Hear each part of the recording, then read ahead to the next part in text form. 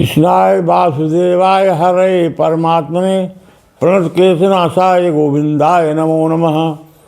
नारायणं नमस्कृत्य नरं चैव नरोत्तमं देवीं सरस्वतीं व्यासं ततो जयमुदीरयेत्। नारायण नारायण हरि शरणम हरि शरणम।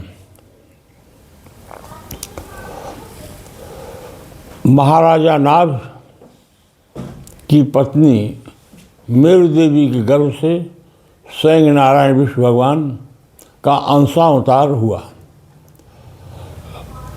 और वह बालक इतना श्रेष्ठ था, इतना विद्वान था, बचपन इतना योग था, भाई भगवान का तो अंश ही था, इसलिए उसका नाम महाराज नाम ने ऋषभ रखा।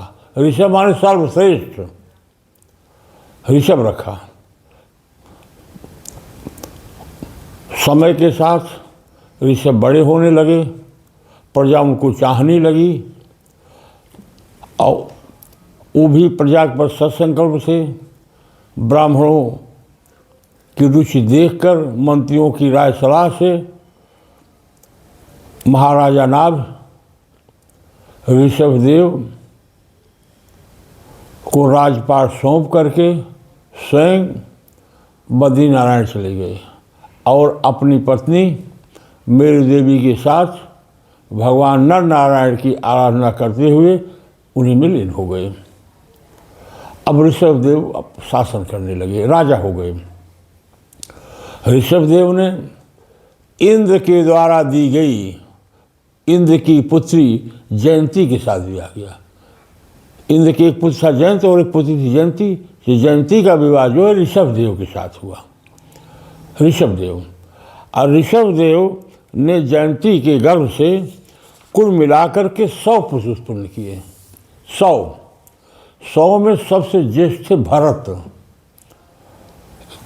ये बाद वाले भरत नहीं जो दुष्यंत वाले प्रकरण में आता है, दुष्यंत के पुत्र वो भरत नहीं, शकुंतला वाले। ये भरत मूल पहले से है, पहले वाले भरत। भरत ज्येष्ठ थे। भरत से जो 9 भाई छोटे थे, 100 भाई थे कुल, तो भरत नंबर 1 पर हुए बड़े वाले। तो उनसे जो छोटे 9 भाई थे, इन्होंने भरत के साथ गृहस्थाश्रम धर्म स्वीकार किया, यानी ये साधु सन्यासी जितने नहीं हुए। उसके नीचे जो 9 लोग थे, उसके नीचे जो 9 लोग थे, वो जो है भागवत धर्म का प्रचार करने के लिए भगवान के भक्त हो गए। एक पता कर ये साधु सन्यासी हो गए। अब बच्चे कितने? 81 अपने योग्यता तप यज्ञ के द्वारा इतना कठिन श्रम किया कि उनके रजोगुण समाप्त हो गए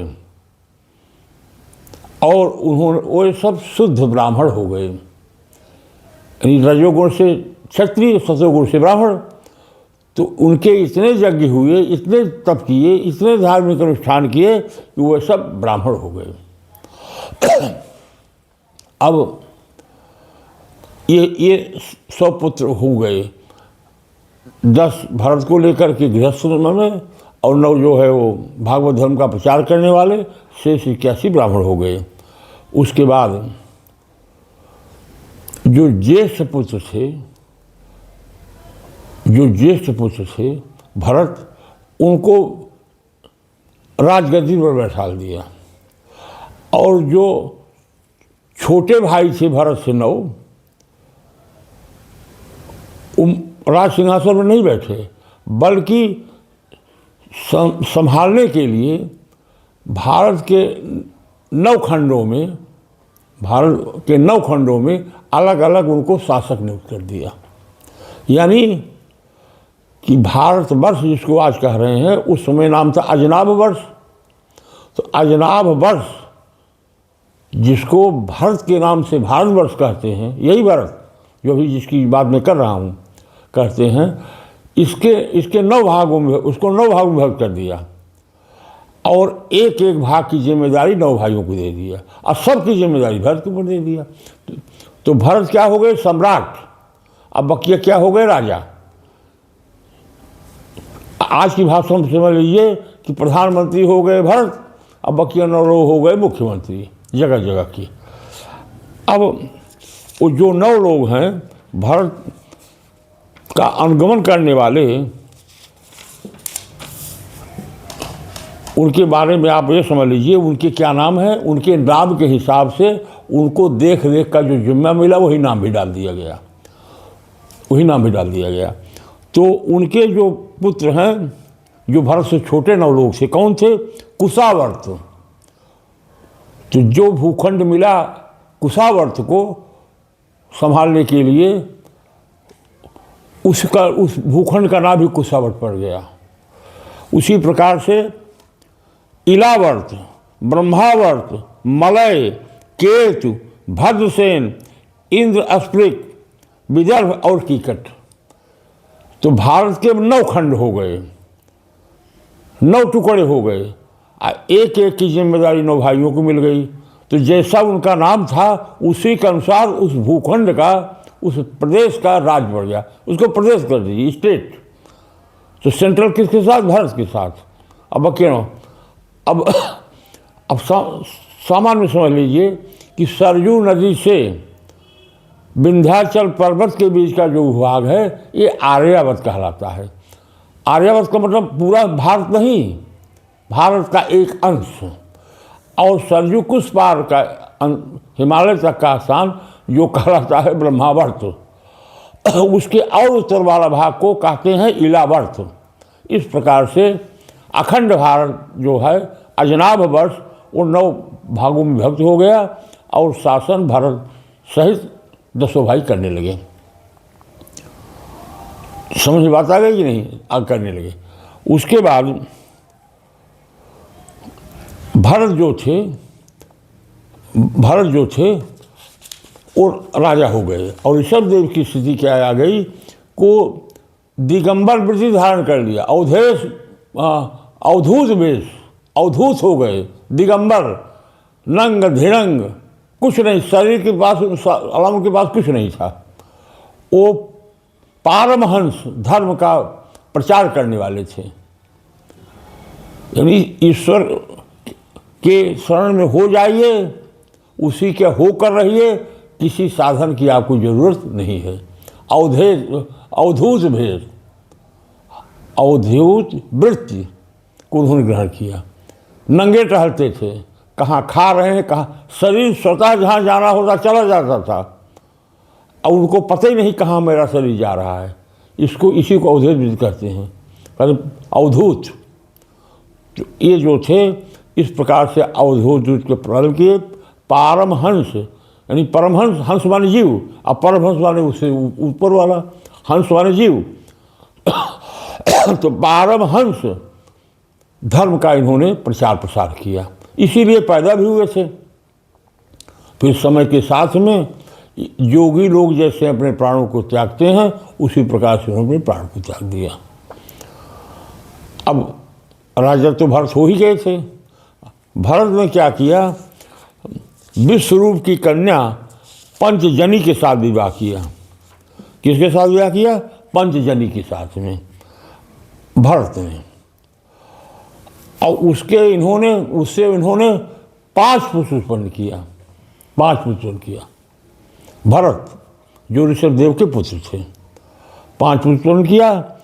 और ये कुल मिलाकर के करीब 1 करोड़ वर्ष तक पृथ्वी का शासन किया। सारे भोग भोगे, सब कुछ किया। अंत में इनके दिमाग में बात आया कि 1 करोड़ क्या कभी अंत नहीं है। संसार के सुख केवल अनुभव होता है लेकिन अस्थायी नहीं है। एक न एक दिन हमको इस दुनिया से जाना है, एक दिन इस दुनिया से हमको जाना है। भरत क्या हुआ? ये सोच करके ये राजपाट अपने 5 पुत्रों में बांट दिया, 5 पुत्रों में बांट दिया। अब बांट करके ये तपस्या करने के लिए पुलह आश्रम चले गए। पुलह आश्रम वर्तमान में नेपाल का उत्तरी हिस्से में पड़ता है, नेपाल के काठमांडू से काफ़ी दूरी पर है।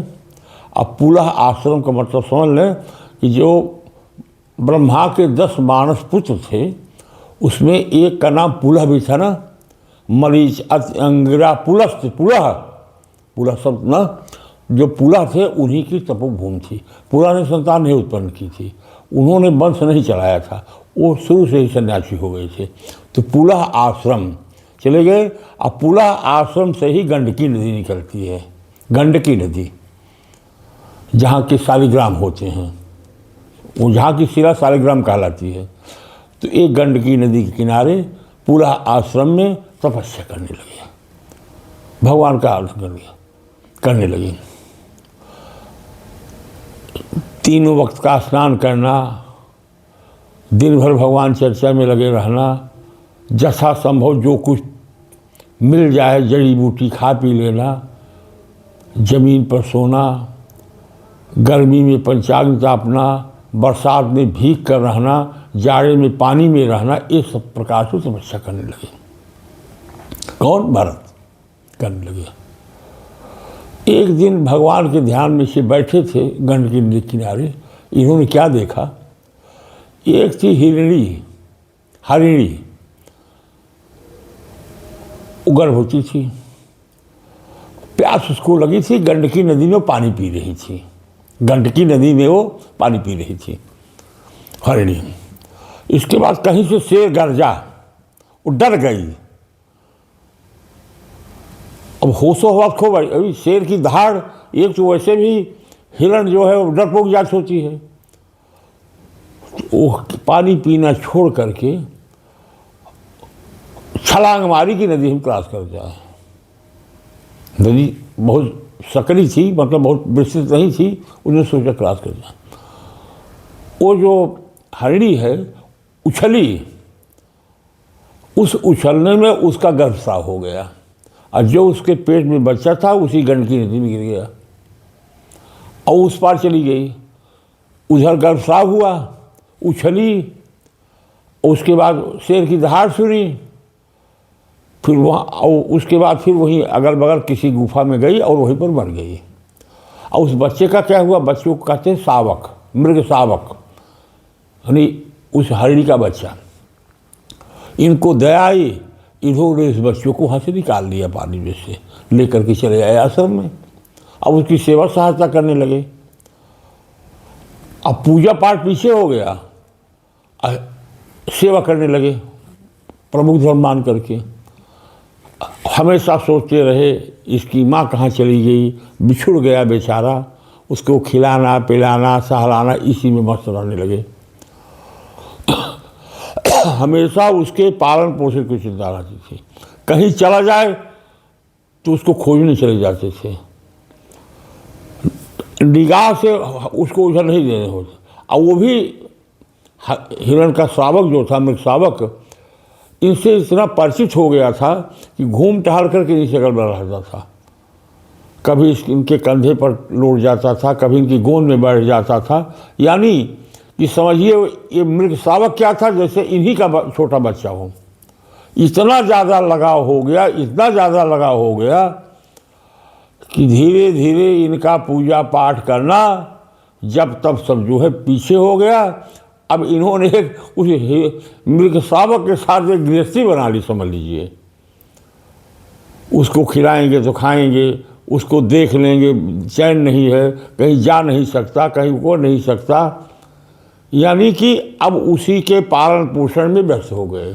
हिरण का जो बच्चा था वो भी इन्हीं के साथ हो लिया। धीरे धीरे बड़ा हो गया बच्चा, तो फिर भी स्वभाव तो उसे रहा, जो स्वभाव बन गया बचपन में वो बना रह गया। ये भगवान को भूल गए, आराधना भूल गए, और इनके दिमाग में नहीं रह गया कि मैं यहाँ तपस्या करने आया था, किस झंझट में पड़ गया।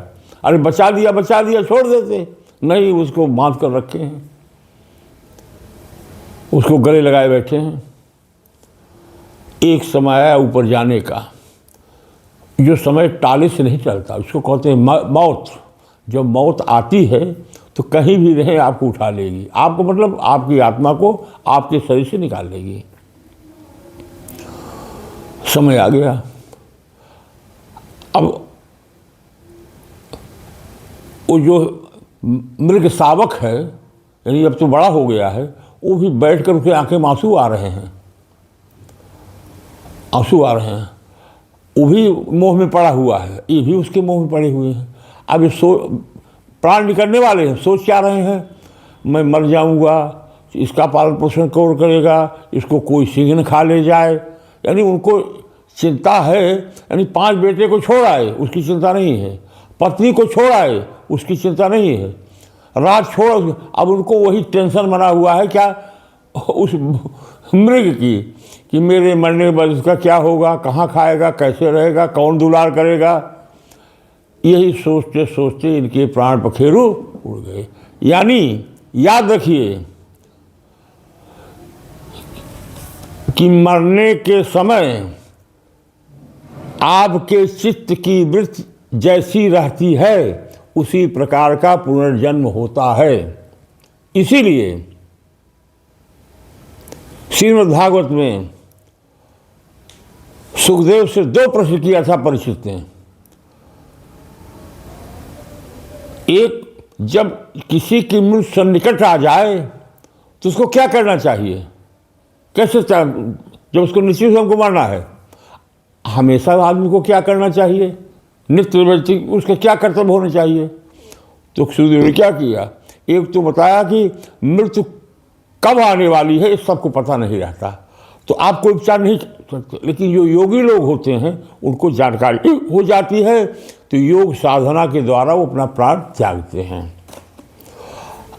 और दूसरे प्रश्न जवाब दिया कि पूजा के द्वारा, पाठ के द्वारा, तप के द्वारा, तीर्थाटन के द्वारा, गंगा स्नान के द्वारा, दान के द्वारा, धर्म के द्वारा, यज्ञ के द्वारा आप अपने को ऐसा बना लें कि मृत्यु के समय आपको भगवान की याद बनी रहे। अगर भगवान की याद बनी रहे तो आप भगवान से मिल जाएंगे, मुक्ति हो जाएगी। ठीक। अब ये क्या हुए, भरत जी 1 करोड़ तक राज किए, आए तपस्या करने के लिए। अब मरते समय क्या सोच रहे थे, मृग, इनके दिमाग में क्या था, मृग, इनका चित्त लगा हुआ था मृग पर। तो अगले जन्म इनको मृग की जोन मिली, अगले जन्म में मृग होकर के पैदा हुए। कौन, भरत।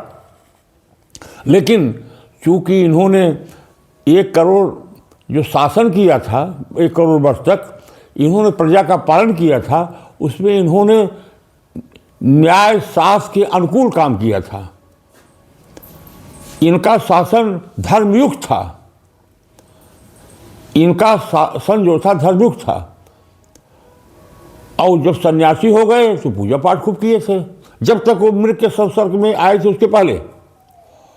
इसलिए मृग योन में पड़ने के बावजूद भी भरत को ये याद रहा कि मैंने गलती क्या की है, ईश्वर का ध्यान छोड़ करके मैंने ध्यान कहाँ लगाया, मृग पर।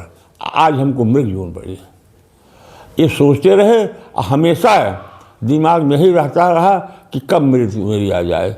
धीरे धीरे ये फिर पहुंच गए वही पुलह आश्रम, वही पुलह आश्रम जहाँ मरे थे, जहाँ वो मृग साग वाली घटना घटी थी, वही गंडकी नदी का किनारा। उसके बाद जब इनको ऐसा आभास हुआ कि अब मेरी मृत्यु हो सकती है, तो गंडकी नदी में आधा शरीर डुबा करके इनकी मृत्यु, जिस समय मरे इनका आधा शरीर गंडकी में था, आधा गंडकी से बाहर था, और भगवान की स्मृति बनी हुई थी ना। लेकिन मृग जोन में थे, मृग जोन में थे, तो मुक्ति इनको नहीं मिली। जैसा होना चाहिए उत्कृष्ट, उस प्रकार की साधना नहीं हो पाई थी। तो यही भरत जी अगले जन्म में ब्राह्मण के घर पैदा हुए। यानी कि लोग कहते हैं जन्म क्यों मानते हैं, कर्म से होना चाहिए, कर्म से संसार चल रहा है। अगर आपके कर्म अच्छे होते तो आप ब्राह्मण घर पैदा होते, कुछ 19 होता क्षत्रिय घर पैदा होते, अगर उससे 19 होता वैश्य के घर पैदा होते। आपके कर्म और कमजोर पड़ा, आप सूद के घर पैदा हो गए, और कमजोर पड़ा पशु हो गए आप। तो जिस जन्म कुल में पैदा हुए हैं वो कर्म पर ही तो आधारित है। हम ही आप मनुष्य बन कर बैठे हैं। हम लोग भैंसा भी सो सकते थे, पशु भी सो सकते थे, मच्छर भी सो सकते थे। हाँ, तो हमारे जैसे कर्म थे, तो ये जन्म भी तो कर्म